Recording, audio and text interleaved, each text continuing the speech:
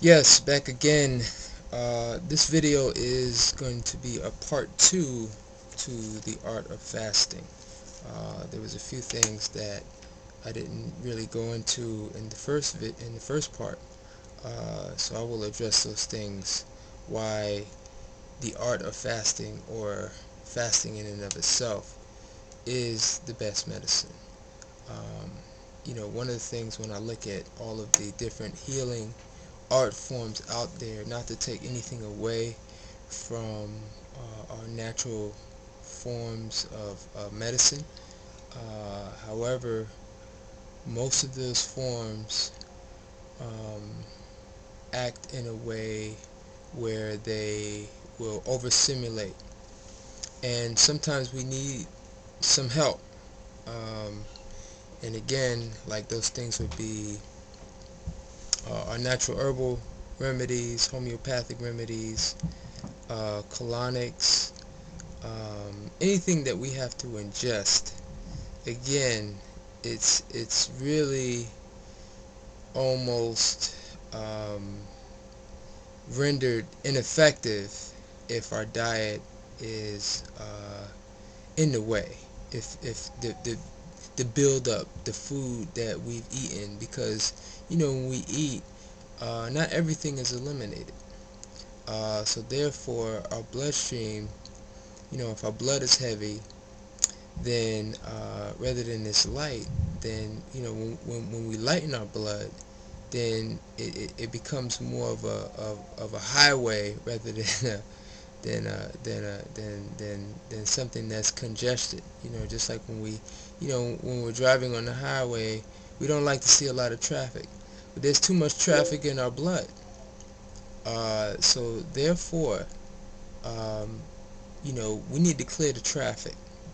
And if we're doing it via herbs, via natural supplementation, it has to work in a way where it's a stimulative effect. Now, you say, okay, what's wrong with that? Well, with fasting, we're going in the opposite direction. We are de-stimulating our bodies by bringing in fresh juices. Um, this is allowing the body to not only rest, but with the rest comes rejuvenation. So therefore, um, it the herbs and the colonics and the homeopathic remedies, they can almost handicap on what our body is already designed to do.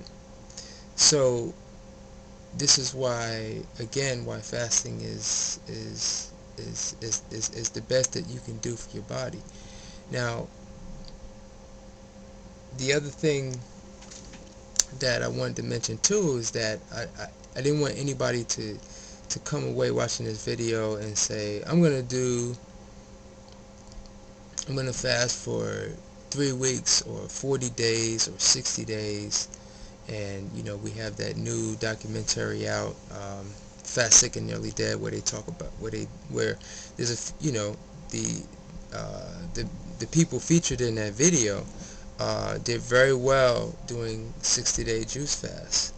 Um, if you're relatively healthy, this is not necessary. In fact, it's actually discouraged. The men in that video, or that documentary, were were were on they were about to die.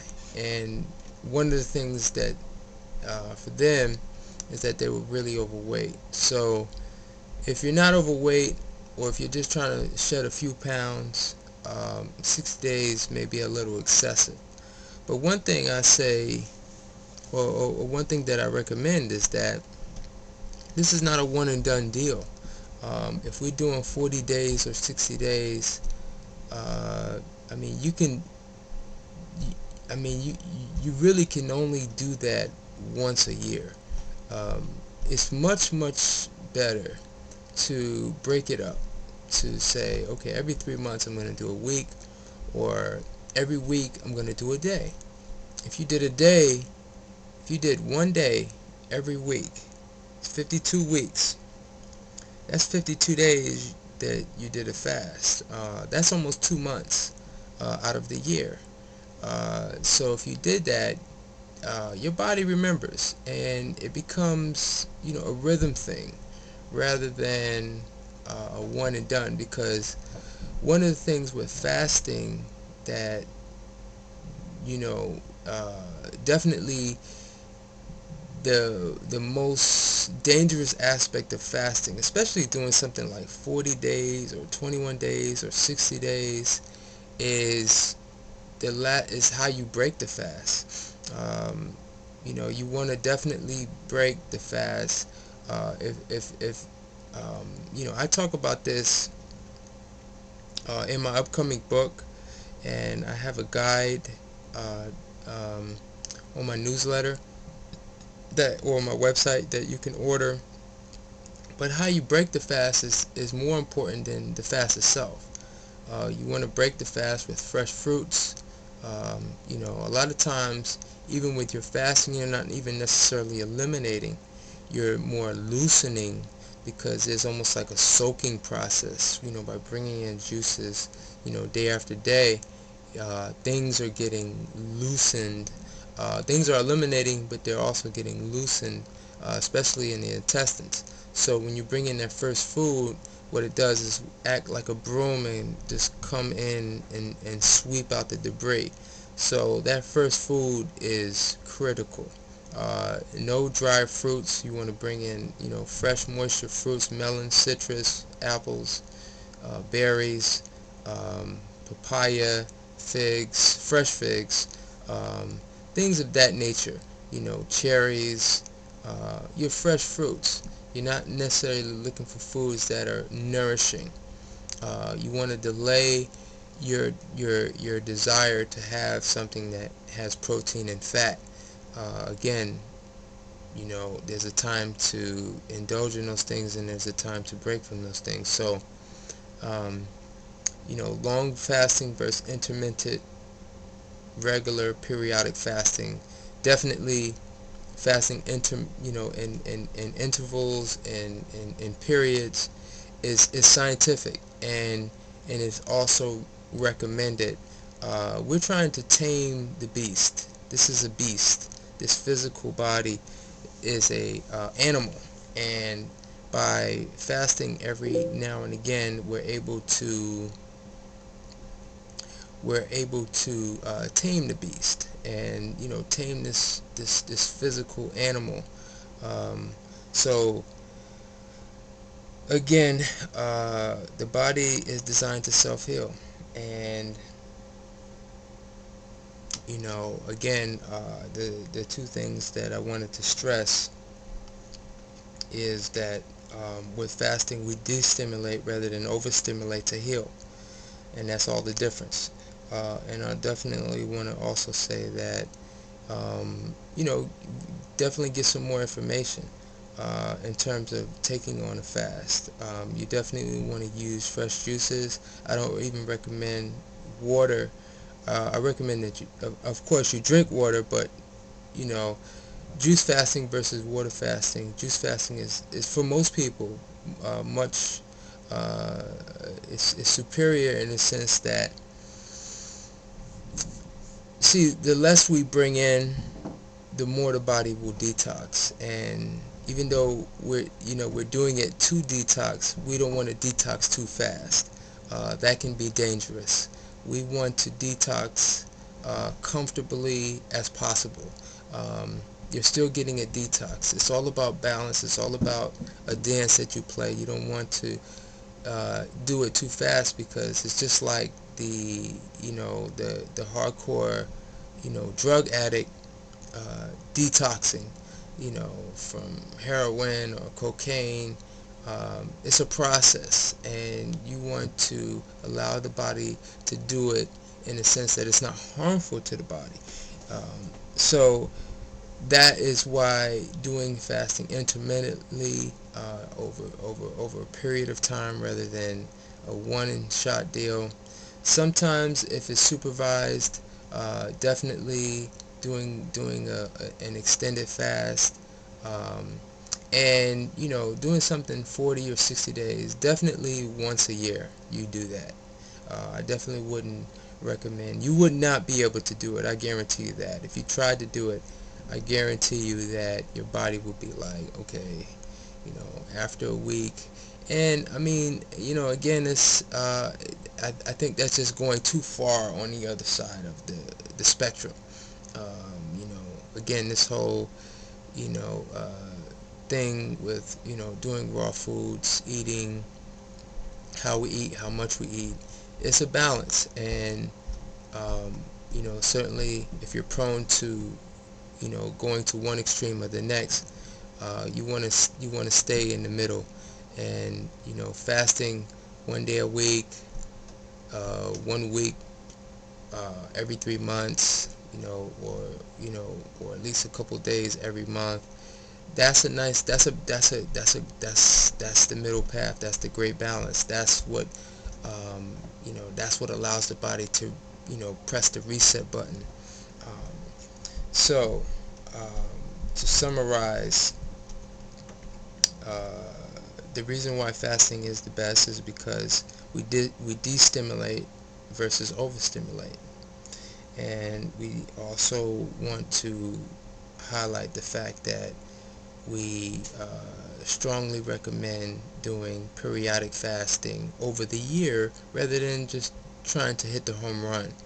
Um, so I believe, and almost forgot, um, this master cleanse, or what they call the master cleanse, is it's good.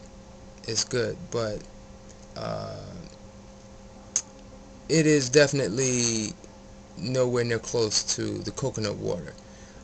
Again, if you're not familiar with the master cleanse, that is the water, cayenne pepper, lemon, maple syrup concoction, uh, or what I just call it the lemonade, and I find that it's good again because the alternative for most people is that they're going to be eating. So it's great that they're fasting and their body is going to be self-healing.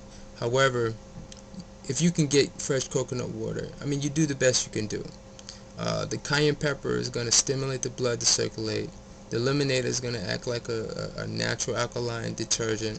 And the cayenne pepper is going to allow you to get it down. I mean, not the maple syrup is going to allow you to get it down with the sugar. So coconut water, with that lemonade concoction is really trying to mimic the coconut water.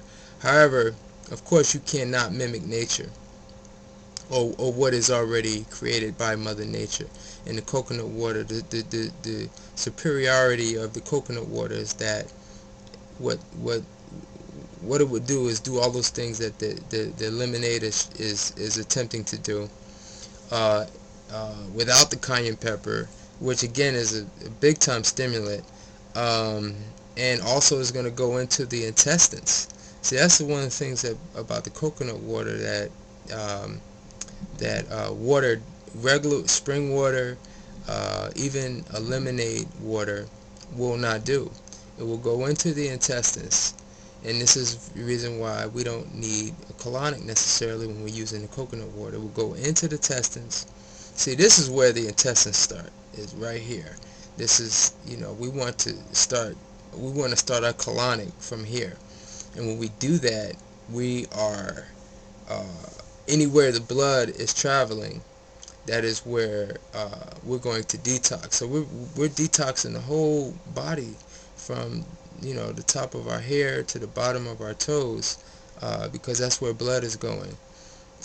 Colonic is only going where the intestines. So by using the coconut water is flushing through all the intricate superhighway circulatory system, and clearing out all the excess traffic and debris everywhere, which the lemonade diet is only going to do to a certain extent. And you don't need that maple syrup anyway. The coconut water is balanced with a perfect amount of sugar, perfect amount of salt, perfect amount of electrolytes, It's giving that much needed potassium to relax the system, the blood, the muscles, and then last but not least is going into the intestines. So with the quote-unquote master cleanse, we don't need, if it was the master, you wouldn't need to do a salt flush or take a smooth move tea to get the intestines moving. With the coconut water, it's going to move the intestines on its own, or to allow the intestines to move on its own. See, when you're bringing in teas and doing colonics, you're handicapping uh, your own body, your own intestinal strength, your own organ strength. And again, these things are just stimulants. So it really comes back to what I mentioned before about the de-stimulation versus over-stimulation to heal. We want to de-stimulate, because when we de-stimulate, we are getting a rest, number one, and the body is going to do it on its own power. It's going to be regenerated through through the rest, through the much needed rest. And that again, this is the science. This is the science of detoxification. When we use what Mother Nature has provided for us, then the body can really act the way it's designed to, and it's always looking to self-heal. It's always looking to regenerate. The body is extremely regenerative, but again, only if when we follow the laws. So that concludes part 2, the art of fasting. Again, fasting is really everything in terms of bringing balance into our lives. We're all going to eat, but we need to recognize fasting as, again, the oldest and the best medicine. Nothing out there that we can inject or take orally, or whatever it may be, can even come close. Even as a I guess if you recognize me as as a health practitioner, there's nothing superior. There's nothing. I challenge anyone to come up with anything that can replace the art when it's done in an artful and a scientific way. Again, if it's not done to the extreme, then there's not anything that can replace or that can outdo what the body's already designed to do. So I'll leave you with that. Again, post your comments, questions, and have a fruitful day, and have the best year. Peace.